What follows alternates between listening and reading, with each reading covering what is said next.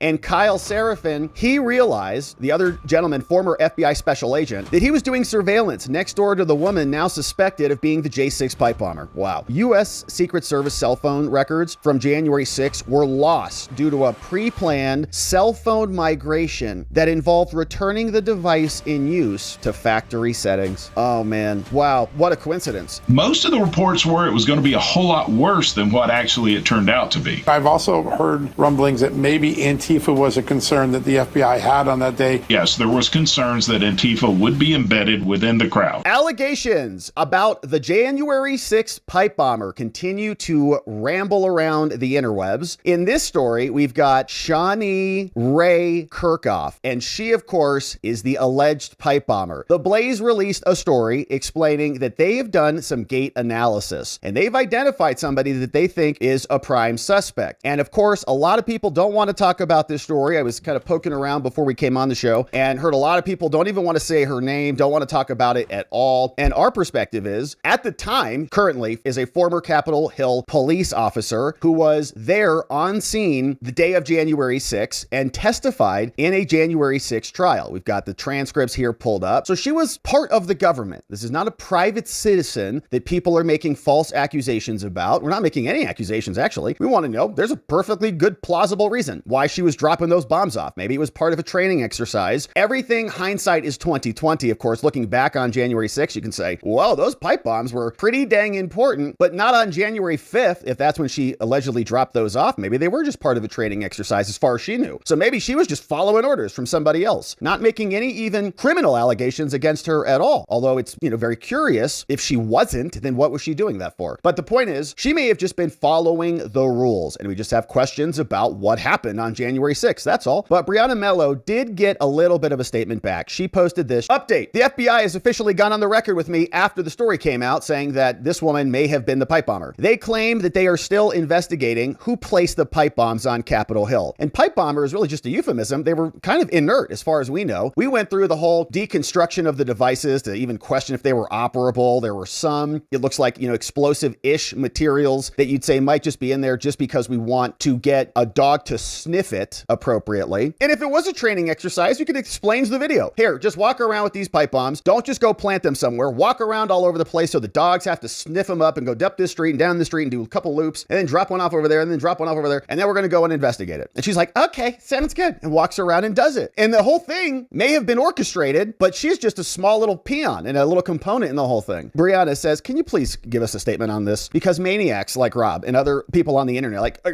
pipe bomber, got her. We want answers on this so bad that we're trying to get to the bottom of it. Below is the FBI statement. The investigation into who placed the pipe bombs on Capitol Hill on Jan 5 remains a high priority for the FBI and our law enforcement partners. Okay. A $500,000 reward remains in effect for information leading to the arrest and prosecution of the individual who placed the pipe bombs. The tips we have received so far from the American people, including open source leads, have helped us advance the investigation with expediency and professionalism, and we ask the public to continue to assist us by taking a fresh look at our new information page, which also includes images and an updated video, which we watched, of the suspect, the backpack, the shoes, the explosive devices, a map of the route they walked when the pipe bombs were placed, doing loop-de-doos. We urge anyone who may have previously hesitated to come forward or who may not have realized they had important information to contact us. 1-800-CALL-FBI or submit tips online. Best regards. All right, great. So basically a non-answer. Okay, so they're not even really acknowledging what we should do here. Did you even read the report from Steve Baker over at The Blaze? Are those the types of tips you would like us to look at? Because they're got tips that they're sending into you. Like, is that what you're talking about? Or have you already reviewed those and those are not accurate? Might be good to respond to the story if you can. Now, Kyle Seraphin, who is also a part of the story, who's in there, he said the FBI commented on this at 6:43 p.m. on a Sunday night. They said, well, we haven't found a way to spin this story yet, tongue in cheek. So please call 1-800-FBI-TIPS if you have any ideas. Okay, well, we do have an idea. We use Gait analysis to match this person. So are we close? Like hot, warmer? Are we warmer? Colder, warmer? Hot? Are we hot? Where are we, Cash and Dan? Any updates on that? 94 to 98%. And a software algorithm was really responsible for it. Now, they identified this woman. Her name is Kirchhoff. And CIA says, oh, she's working for us now. Liz Lyons says that she worked in campus security. Now, her residence is in Alexandria, Virginia, appears to be right nearby. And the cops are outside her residence. Okay, so Blaze News editor went over there to check on her and cops are there. So the FBI, which failed to solve the case for 5 years, and like, well, just be patient, give them more time. Okay.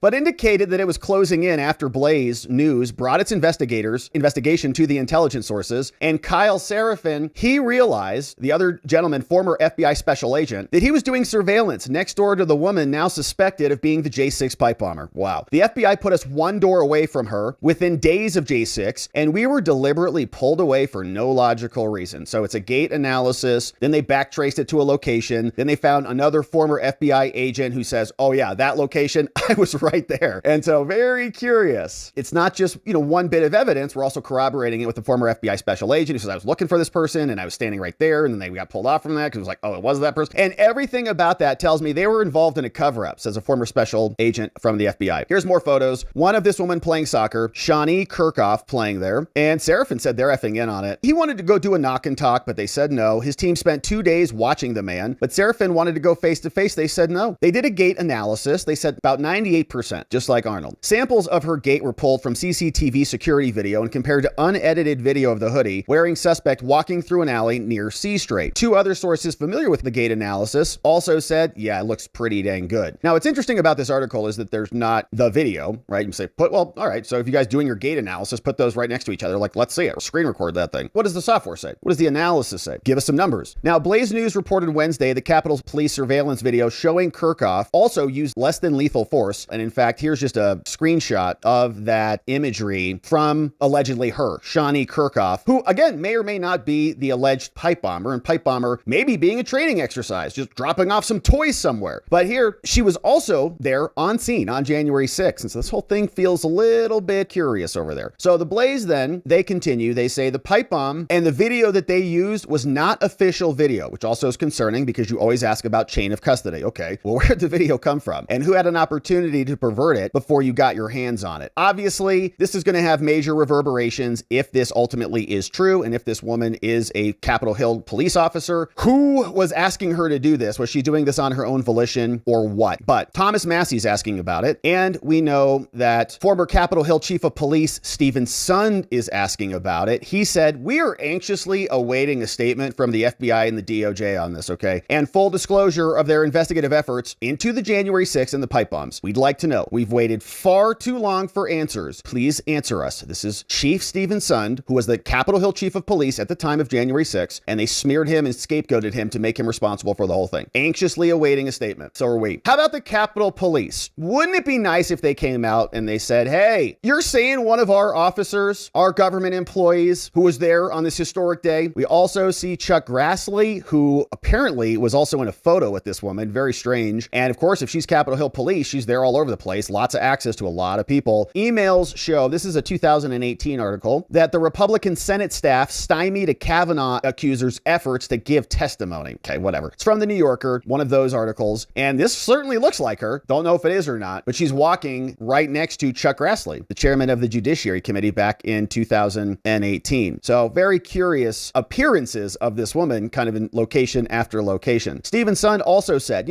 I've been saying this since the very beginning. Intelligence for J6 was handled completely differently. Yeah. The FBI produced no joint intelligence bulletin. Yeah. The FBI held no in-person or phone briefings with local chiefs. Why would they? Intelligence assessments distributed up to, and even on the morning of J6, described only a remote or, quote, improbable chance of civil disobedience. None of these threats were mentioned in the January 5th video call, which I personally arranged and included the FBI. Okay. And Stephen Sund was there. He wrote a great book about it. Said that they sent the National Guard, these pathetic people, to secure their homes, but they wouldn't send them to secure the Capitol because they wanted it to happen. And of course, we know, Mark Milley and all the goons were over there handling all of that. So Barry Loudermilk, apparently one of the only Republicans or only Congress people in the country who cares about this case still, is now out also posting about this. And he, in fact, is sending a letter over as well that looks just like this right here. He sent this one over to the director of the Secret Service, Barry Loudermilk, on the new J6 committee. He says, the select committee to investigate the remaining questions surrounding J6, which are like all of them, since all of the original questions were not answered, is conducting oversight of the events that occurred at the Capitol and the response and subsequent investigation. During the 119th Congress, we have sought information regarding the discovery of the pipe bombs near the RNC and the DNC on January 6th. More than 4 years later, there remain more questions than answers. We don't even know the dates on when they were dropped off. Yeah, we got questions about this, many more questions than we've ever answered. Given the presence that Kamala was there, vice president-elect. Okay, she just pulled her car up there and they had lunch, saying, "We have questions about this. She was there at the DNC when authorities discovered the pipe bomb. Your agents may possess information that's necessary for our oversight, Secret Service, and request your cooperation in this process." Right. Same Secret Service agents who couldn't even stand on slope roofs. Nobody's been fired for Butler. That whole case,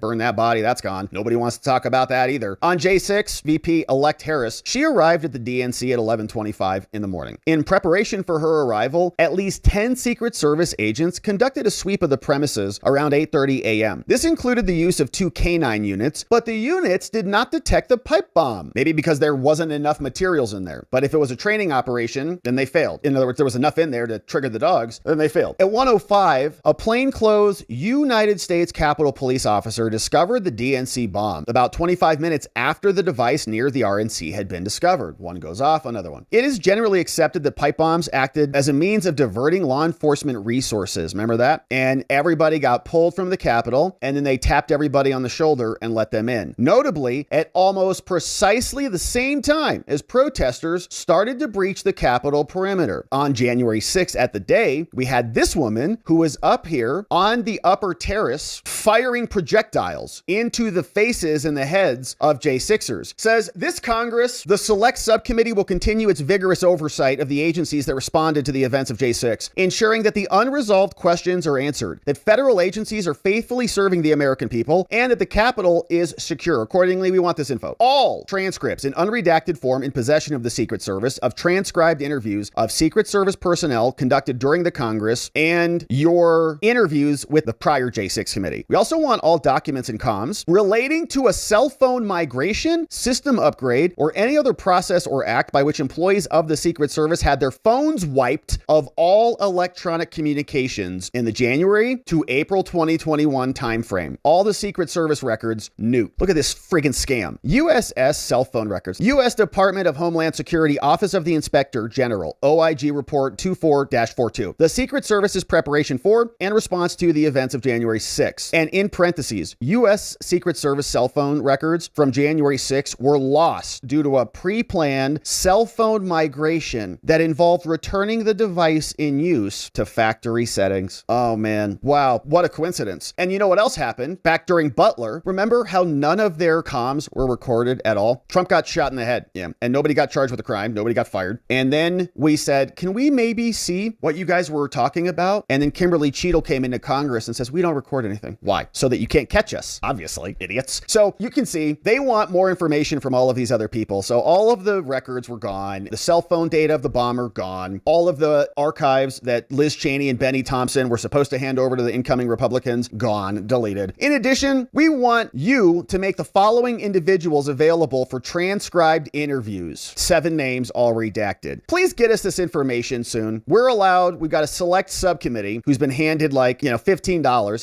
Here's your $15. Don't spend it all in one place to go investigate this. Saying here, the events surrounding this we're investigating. We got the rules to do it. Sincerely, your friend, Barry Loudermilk. Yeah, right there. So Secret Service hopefully can get some answers for us on that. But we saw, I think Julie Kelly was also listening in on the Glenn Beck show. Glenn Beck, of course, over with The Blaze, and saying that she, according to her, who listened to this, says Glenn Beck appears maybe to be walking back this story. People get nervous. Did we identify somebody erroneously who doesn't deserve it? And again, we've been very consistent here. Allegations only. She's a government employee. People like Thomas Massey, Stephen Sund, who was there on January 6th, the Capitol Hill chief of police, many others are saying, hey, we got questions about this. Former FBI special agent, and this is a government employee. They went after every single person who was even remotely affiliated with January 6th on the other side, wrecked lives, kicked doors in, had sedition hunters targeting people constantly about this. And this person still works for the government, and a government agency could easily go and defend her, and we're waiting for that. But Glenn Beck being very cautious about this, and Julie Kelly says, sounds like Glenn Beck is walking it back. He refused to mention the name on air and said a match is not guilt, comparison is not proof. And she's calling it reckless over there to put the name out. And, I can understand that on one perspective, like if this is wrong and you're the agency that published it, you might say, well, what did you guys do there? Okay, in order to come to this conclusion and not to vet it before it actually got released. But also, I think we have every right to question our government employees and ask what they were doing on any given particular day. And then the agencies can come out and defend them. And the agencies, FBI, DOJ, any of them can come out and say, oh no, we've done our due diligence. We appreciate your eagerness, Steve Steve and the Blaze, let the professionals handle this, okay? Let the FBI do it. Let the DOJ do it. We obviously looked into Capitol Hill Police. We did a Gait analysis on 50,000 people, okay? It's not her. Whatever. But they haven't done that. And of course, they have plenty of time. It's only Monday. But how hard is it to just drop a statement like that so that all of this conversation on the internet just goes away? Oh, it's not her. They looked into her. Or maybe there's something to it, which is why they're trying to get their lines in order. So we've got that. Barry Loudermilk sent the letter. Steve Baker also is responding to himself. He says, beware of the influencers